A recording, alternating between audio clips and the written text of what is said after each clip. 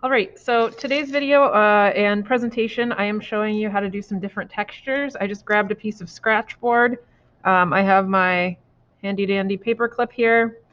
So I'm going to do a few things. I guess I'll do a structure and then I will also do a sky. So I think for my structure, I'll do a tree. I'm just doing this very quickly.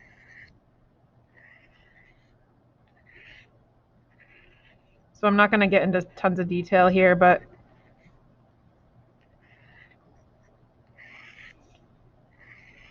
so I'm making a quick tree.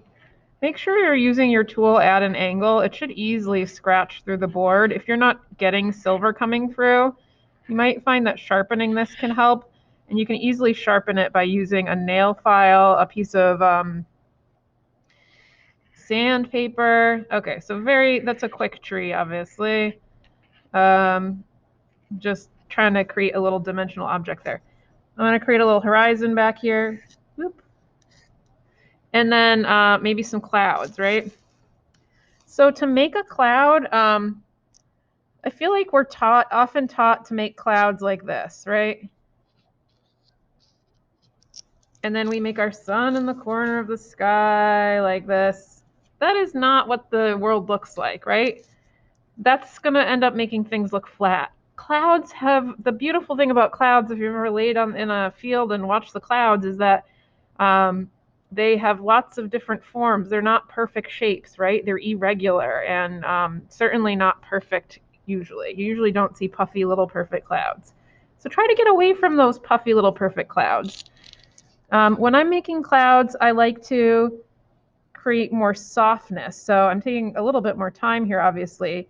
And oftentimes clouds are broken, right? They're not just like one solid shape. They're little irregularities. They don't have these like crisp edges. Let me see if I can zoom in on my little cloud here. So I'm trying to create more of a softness with my cloud. So I'm not creating hard edge lines. I'm just making this cloud up, right? That's an okay cloud.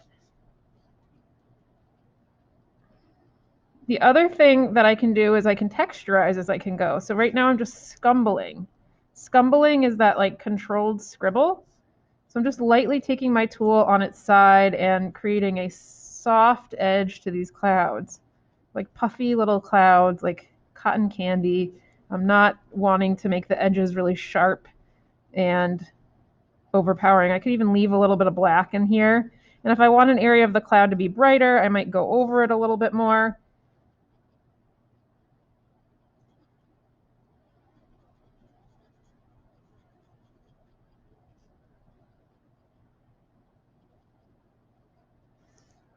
So there's a couple of clouds. Again, softer than this.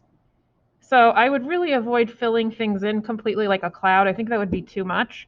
If I make something like this, then I can go into it and, again, I'm scumbling. I'm making a controlled scribble.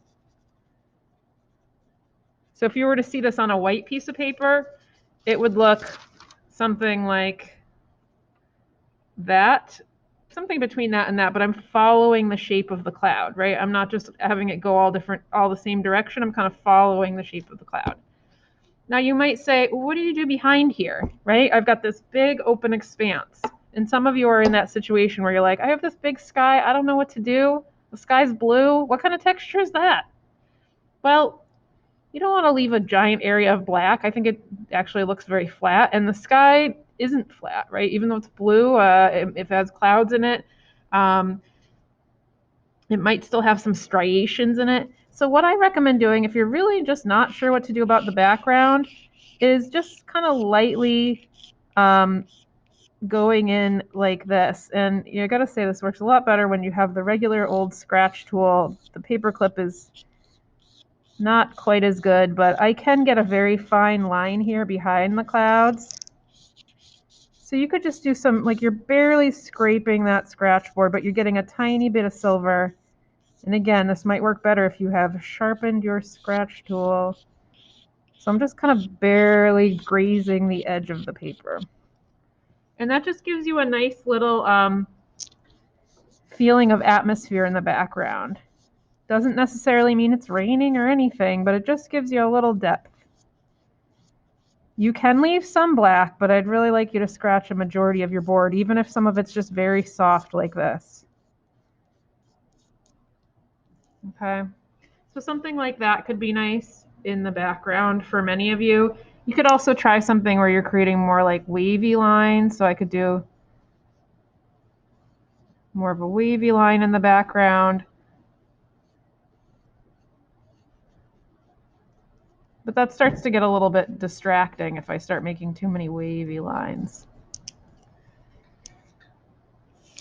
Let's talk about dimensional objects. Some of you have been struggling with things that are dimensional. A few people have buildings. Somebody has like a rounded building. A tree is sort of similar to that in that it's rounded. So if I'm doing a tree, one thing, and I showed this a little bit before, but one thing I might recommend doing, or if you have a rounded object, I might scratch the edges of it lightly.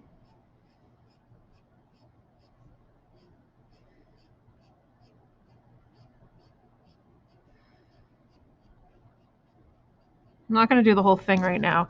And then I'm going to cross hatch a little bit so that it's not all the same. So I might allow the edges to be a little brighter.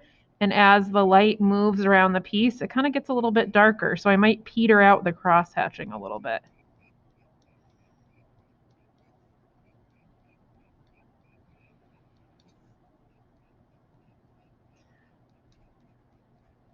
So think about where your carving out is brightest and where it begins to become a little bit darker. And then over here, I might also go brighter and then have it be a little bit darker. And I can create more brightness by going over my lines multiple times. I'm using a little bit more pressure here.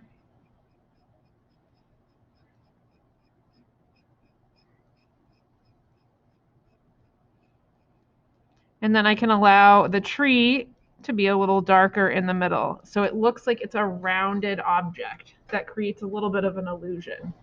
So those are a few things that people were asking about last time. Grass, if I were going to be doing grass, remember that typically your grass would be brighter and larger. So if I were doing grass in the foreground, I might allow that grass to be a little bit brighter in the front and more long. And then as it recedes to the background, I might soften and make these a little bit shorter. So maybe the grass becomes further apart as it recedes into the background closer to the tree. But do think about relationships too. So if I'm making this tree really bright, I don't want the sky behind it to be super bright. I might want the sky to be a little bit darker and have the tree be the brighter thing, right? So maybe I just do the littlest of scratching and the lightest of scratching in the background so that it doesn't overpower the tree. Conversely, if you make the tree really dark, maybe you make the background brighter, right? So I might do something like that. Are there any other things that anyone would like me to show on the webcam? Any other things that would be helpful? Anyone at home have any requests before I turn off this demonstration? Bird. A bird? Fur. Fur. Okay. So, fur. What kind of animal should I make? I don't know. I'll figure something out. Oh, somebody's fur like a wolf. Okay. I don't know if I can make a wolf on screen here, but let's see. I'll just make like a quick dog kind of shaped animal, right?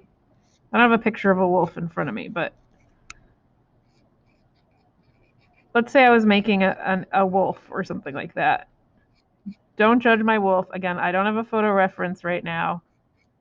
I'm just making a very quick wolf based on my imagination.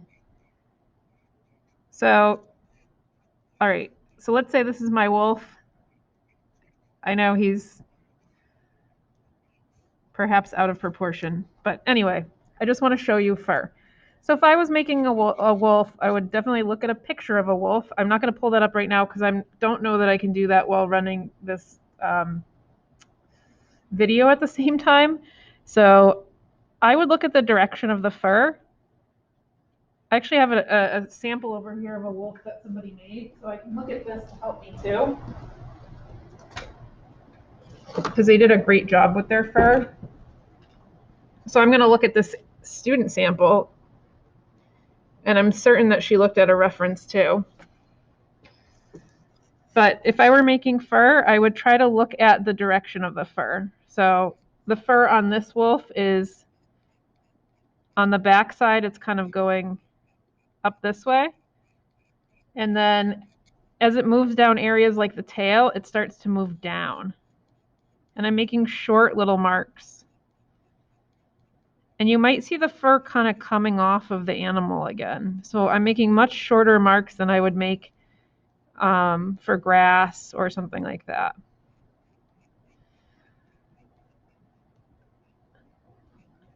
Somebody in my last class was making a bird, and that's another animal that even though it doesn't have fur, it has feathers that go various directions. So she had, the chest of the bird was a little brighter and the fur was maybe, the feathers were going in a slightly different direction. Okay. And then if I look at the chest of the wolf, the fur is not going that way. It's kind of going outward a little bit, right? According to what I'm looking at, the reference I'm looking at, which is somebody else's art. So I'm going to follow the direction of the fur on the legs. And if we were to look at the fur on the ear, the fur is kind of traveling up the ears a little bit. So I'm not going to, of course, do the whole wolf here. And then the fur on the top of the head is starting to move down here.